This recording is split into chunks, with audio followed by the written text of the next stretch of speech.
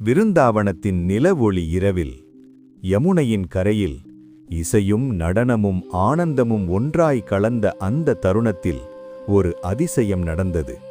அந்த இரவில் சிவபெருமான் கூட கிருஷ்ணருடன் ராசலீலையில் கலந்து கொண்டார். எப்படி அது சாத்தியமானது? அந்த மர்மமான கதை இதோ. விருந்தாவனத்தின் பரவசம். விருந்தாவனத்தில் ஒரு நாள் குழந்தைகளெல்லாம் சேர்ந்து விளையாடிக் கொண்டிருந்தனர். அது சாதாரண விளையாட்டு இல்லை, அது ஆனந்தத்தின் வெளிப்பாடு. அந்த விளையாட்டு மெதுவாக நடனமாக மாறியது. அந்த நடனம் பரவசமாக வெடித்தது. மையத்தில் நின்ற கிருஷ்ணர் தன் மாய புல்லாங்குழலை எடுத்தார். அவர் வாசித்த இசை உடலை அல்ல, ஆன்மாவையே எழுப்பியது. சோர்ந்து விழுந்தவர்கள் கூட மீண்டும் எழுந்து தீ போல ஆடத் தொடங்கினர். அந்த தருணமே ராசலீலை என பெயர் பெற்றது. சிவனின் ஆச்சரியம்.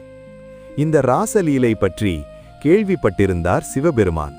அவர் யோசித்தார், என் கண்மூடி தியானத்தில் கூட கிடைக்காத ஆனந்தம் இங்கே நடனத்தில் கிடைக்கிறதா? அதை நான் நேரில் காண வேண்டும் என்று முடிவு செய்தார். யமுனை கரையில் தடுப்பு. சிவன் யமுனை ஆற்றந்தரையை அடைந்தார்.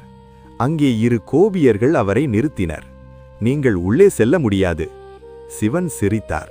நான் எங்கு வேண்டுமானாலும் செல்ல முடியும்.